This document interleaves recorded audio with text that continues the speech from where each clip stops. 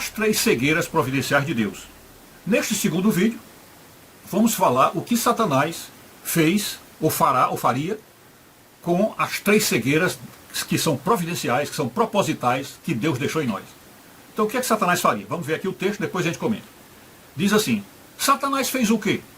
Aproveitou as 3 cegueiras que Deus pôs em nós de propósito e nos incutiu uma 4ª cegueira, a saber, a cegueira de não enxergar mais nenhum pecado pessoal e só enxergar os pecados alheios. Então Satanás, sabendo das cegueiras que nós temos, cegueiras providenciais e propositais, aproveitou também e jogou uma outra cegueira, a cegueira própria dele, própria cegueira da serpente, a cegueira do inimigo. E qual é a cegueira? Nós não enxergamos mais o nosso pecado, não enxergamos mais, e só enxergamos o dos outros. Ou seja, ele nos fez cegos para dentro de nós e com os olhos bem abertos para os pecados alheios. Ok? Então observe como a situação humana é complicada. Ou seja, nós já nascemos com 3 cegueiras providenciais de Deus. E aí o diabo que está no mundo ainda coloca uma outra cegueira em nós, que é a cegueira que nos leva para o inferno, que é nós não enxergarmos o nosso pecado. Ok? Então, se acontece isso, o que é que se pode comentar? Eis aqui o grande poço profundo em que nos metemos quando desobedecemos a Deus no jardim do Éden. Logo, o único modo de iniciarmos uma lavagem interior para podermos escapar da cegueira absoluta sobre nossos pecados é atentarmos para a vida dos santos e aprendermos com eles sobre a forma como eles olhavam para dentro de si.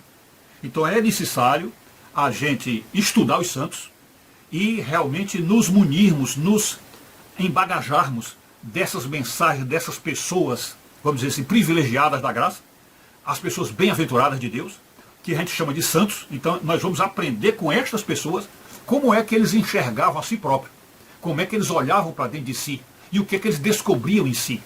Então aí está o segredo, ok? E nem é preciso buscar isso em São Paulo, São João, São Pedro, São Francisco, ou mesmo em Maria, Nossa Senhora. Não é necessário, pois há inteligências tão brilhantes e tão lúcidas entre nós, que embora ainda terríveis pecadores, embora essas pessoas ainda são pecadores, segundo eles mesmos, eles próprios contam isso, temos livros e até vídeos onde eles vêm a público contar o que descobriram em sua própria caminhada espiritual. Então, o que é que precisamos fazer para evitar essa 4ª cegueira, que é a cegueira mortal, letal, demoníaca, que nos leva para o inferno? Estudar a vida dos santos, saber como os santos olhavam para dentro de si. E agora, neste vídeo, vamos mostrar aí um vídeo de um genial filósofo brasileiro, mostrando como é que ele olhava para dentro de si, né, porque ele já faleceu, que Deus o tenha no céu, como é que ele olhava para dentro de si, e vamos deixar também mensagens aí por escrito, de como os santos, alguns modernos, né, vamos dizer, mentes brilhantes, que contaram como enxergavam assim, ok? Então aí está o resumo do que estamos fazendo para entendermos a nossa 4ª cegueira e encerramos aqui o vídeo. Fiquem com Deus.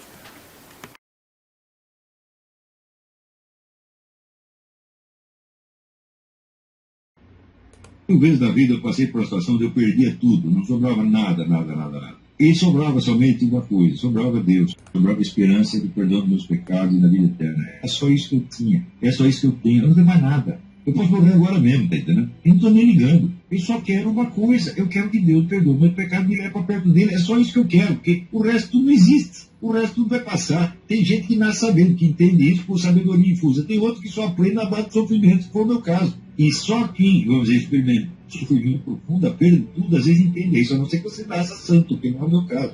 A minha vida foi uma sequência de erros e dúvidas. Eu fazia os erros e a resposta vinha, às vezes, triplicada, acontecia 10 vezes pior. Então, eu vi, nós não temos controle nenhum na nossa vida. A nossa vida só tem um sentido. Nós estamos todos indo para a morte e para o confronto com Deus. É só isso que vai acontecer, o resto não vai acontecer. O resto é ilusão. Mas isso é fatal que aconteça. Então, quando chegar lá, o que eu quero chegar lá e mostrar minha santidade? Ai, Deus, como eu sou lindo. Fala que nada. Eu estou chegando aqui, eu estou tudo sujo, tudo arrebentado. Só tem porcaria, só tem miséria, vergonha, fracasso. É só isso que eu tenho.